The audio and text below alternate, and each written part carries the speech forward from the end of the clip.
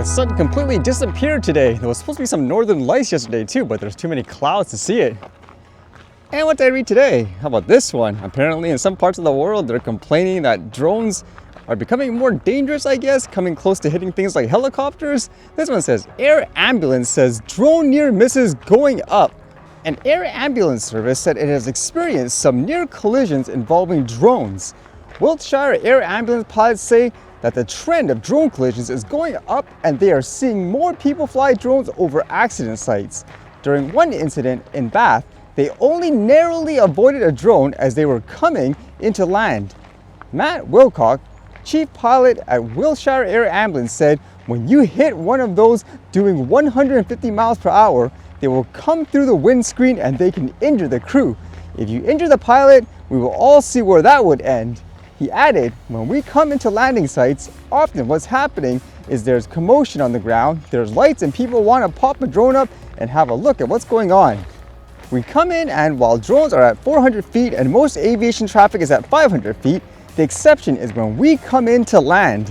That is crazy, of course, if there are people who fly, let's just say within 10 feet or something like that, within a helicopter landing at an emergency site. At the same time, it makes me curious whether or not that is the case, because a lot of times with these reports, they report things like near misses, for example, where the person is so far away, which doesn't exactly help anything but create more hysteria, in my opinion anyways. But it does say here, Gemma Alcock, founder and CEO of Skybound Rescuer, who used drones for public safety, said drone pilots who have bought a drone or received it as a gift often don't realize they are stepping into a very regulated space. Of course, being in the drone industry, you hear these stories all the time. Air ambulance, Coast Guard, and police helicopters, I've heard these stories from them many times as well. I'm aware of the problem. A near miss that doesn't lead to an impact can still be a very stressful experience for that helicopter pilot. It's unpredictable, so they weren't sure if that was going to cause a collision. They're flying to a time-critical, maybe life-critical incident, and it could have had an impact on that. That makes me think too, is this an indication where any type of procedure or rules they developed in terms of drones isn't really working overall? I even mentioned the irony is for a lot of people who say push out an over-the-top regulation that makes no sense, for example, who cares? You need to be safe to prevent accidents 100%. The ironic thing is a huge accident is probably going to happen by the time you have everything in place. It's how you deal with it.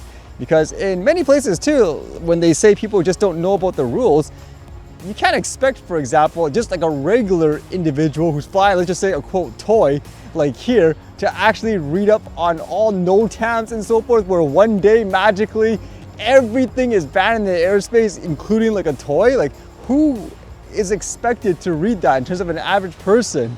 Imagine if it was for something just like a regular pedestrian, for example, walking or riding a bicycle, where they expect everybody every day to log into some government site, for example, look at a huge map to determine, okay, am I allowed to go here or there today, versus how it is nowadays. There's so much traffic management. You could, for example, look ahead of time in the news if you wish, or on the actual day, there will be signs, for example, telling you, okay, this place is closed and so forth. I mean, it really does need to be more, I guess, simple for a lot of people when it comes to this stuff, in my opinion.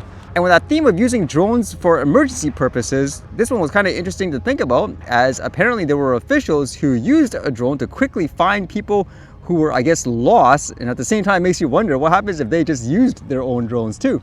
It says, Marinette County Sheriff Randy Miller reports that on Sunday, August 11, 2024 at approximately 7:37 p.m., Marinette County Dispatch received a call of 3 tubers that have overturned and become lost on the Peshtigo River in the town of Stephenson. One of the 3 tubers became lost in a wooded area after trying to find their way out and was located by the first arriving deputies. Town of Stephenson Fire, Crivets Fire, and Crivets Rescue responded with deputies to the scene. Prior to arrival, the Marinette County Sheriff's Office activated the drone team, which consisted of Sergeant Spencer Elias and Deputy Gary Temple, and requested additional assistance from the City of Marinette drone operator to search the area. Upon arrival and after deploying the drone, the 2 remaining tubers were located after about 6 minutes of searching. The operators assisted the fire department with the location of the tubers, and using the spotlight feature on the drone, they were able to successfully locate and load up the tubers, bringing them all back to safety. So that's a great example of how they could use the tech in a great way to increase, I guess, the efficiency in finding people who are lost. And at the same time, it makes me think of that topic I often mention: should a drone be an essential tool for people who are traveling or even say hiking? Because there's so many stories like this where officials use it to find them, but what happens if they just brought it themselves? They could easily locate where they are, correct, and find their way out. But there's so many people who encourage things like over-the-top regulations. You can't fly this or that here. Even if people are flying a toy, it's illegal. Whereas there's so many situations where people could use it to save lives. And this was kind of a continuation story, I think, in relations to that story yesterday in regards to that nuclear power plant that caught on fire. Well, apparently here it says Russia is not going to, I guess, have peace talks with Ukraine anymore. Like this one says here, Russian President Putin says there will be no more peace talks with Ukraine, saying, quote, "What is there to even talk about with those who attack civilians and nuclear facilities?" So there was this little press clip of sort, which shows you, I guess, him making this statement. Of the Ukrainians, they're trying to improve their negotiating positions in the future. But what negotiations could we even talk about with people who are attacking civilian infrastructure, or trying to create threats for nuclear industry facilities? What is there to even talk about with them? That's not a good sign, I would imagine, right? Because that would indicate the war is going to continue with no end in sight.